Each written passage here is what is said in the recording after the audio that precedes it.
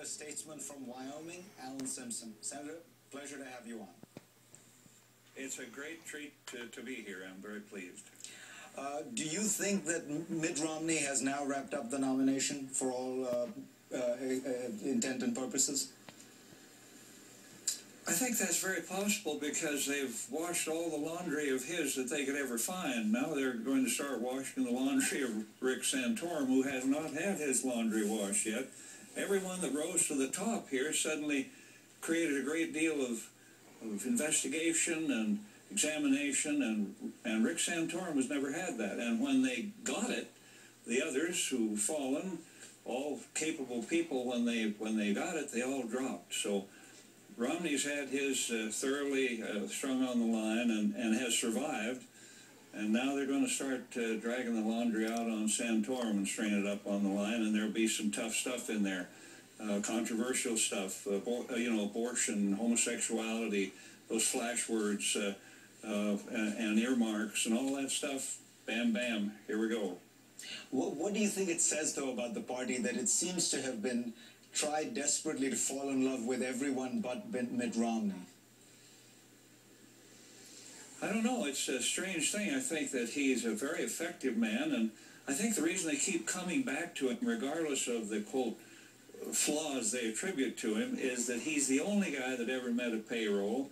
He's the only guy that ever took over a failed organization filled with corruption and disunity and dysfunctional, like the Congress, and put it back together, and then taken businesses which were on the ropes.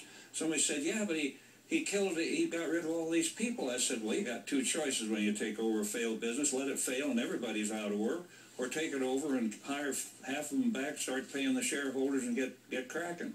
That's what he did. So you endorse him? I haven't done that yet because I feel that I've irritated everyone in the United States. They wouldn't want the curse visited upon them, because with what Erskine and I have done in 67 pages, it effectively PO'd everyone in America, especially the powerful howling groups like the AARP and Grover Norquist and name them, man, oh man. It's been fun though. I love it. One more question on the politics before we get to the debt issue. What does it say about the Tea Party, though? This was the great, vaunted new element in the Republican Party. And at the end of the day, it seems like the Republican Party is, as it always does, is nominating the front runner, the guy who's waited in line, the guy who's run before, and, that fairly traditional hierarchical dynamic is at work. The Tea Party wasn't able to change it at all. Well, Republicans give each other the saliva test of purity. They like to give the saliva test of purity, and then they lose, and then they just bitch for 4 years. It's an amazing party, and I've watched it with some trepidation, but honestly, if that's what they're going to do again, this guy's not pure enough, not conservative enough, he's too liberal, well, then the Obama's a walk-in. And they know it. They're having a lot of fun watching this orgy. So, one of the central moments in the Republican debates, the candidates were asked, if you get $10 of spending cuts for $1 of tax increases, would you take it? And not one of them took it. I take it your view is that this is fantasy, that there is simply no way to deal with the budget without raising taxes. It's dream world, and I couldn't believe it when I watched that. When they asked that question, and 9 hands just shot up like robots. And I thought, how can you get there? Now, you don't have to raise taxes, which, of course, makes Grover froth at the mouth and all his minions. You just go into the tax code and you say, let's get rid of these tax expenditures. They are $1 trillion, $100 billion a year. Home mortgage interest deduction, $1 million bucks? Second homes? No. We said, get it down to $500,000, then give a 12.5% non-refundable tax credit. That helps the little guy everybody talks about. Charitable deduction, give a 12.5% non-refundable tax credit, and then go in and look at the rest of the stuff. You won't believe what's in there. Parking for employees, Blue Cross, insurance, oil and gas. I've trampled on my own sacred cows to do that pitch. But it has to be self-sacrifice and know that this country is going broke. Are you resigned to the fact that nothing is likely to happen on your proposal and the ideas around it until the election, or do you think that there's still a possibility in the next year something can happen?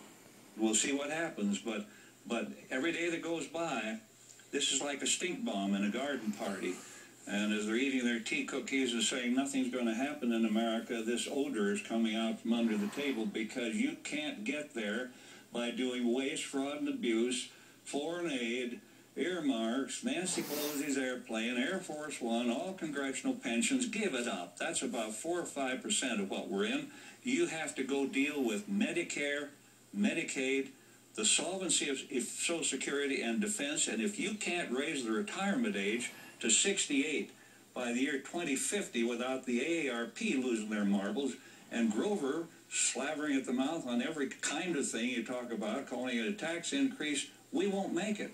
If that's the kind of powers out there and making a dysfunctional government, why, pull up your shorts and start running for the exit. Senator, when I was growing up and coming of age, I remember you were thought of as a pretty conservative guy, and you were representing Wyoming after all. And to listen to you now, you sound like a moderate. Have you changed, or has the Republican Party changed? Well, I think the Republican Party changed, but what happened with me is I always felt that abortion is a hideous and terrible thing. Let's all admit that. But it's a deeply intimate and personal decision. Here's a party that believes in government out of your lives, the precious right of privacy, and the right to be left alone. Well, then what are you doing in this issue? Partial birth abortion is not an emotional issue, it's a medical issue. It's to free the birth canal for hopefully a later child. I mean, it's madness. Gay, lesbian issues. We all have someone we know or love who's gay or lesbian. What the hell is this all about? Madness. And if we're going to get trapped in that, we're headed for some more strife. Senator, real pleasure to have you on. I hope we can have you on again. Well, I hope you'll stick around, because you speak with clarity and you ask great questions, and you don't get caught up in all the garbage on the extreme right and the extreme left. People, Erskine and I go around the country, and we can speak to any group, right or left. Give us an hour, let them ask questions. We'll get a standing ovation, because people are thirsting for somebody to give them something other than BS or mush. And both parties are giving the American people BS and mush. And they're sick of it, and something's going to happen. I don't know what it is, but people are smarter than their politicians. They always have been, and we'll see what happens. On that note, legendary note of frankness, Senator Simpson. It's a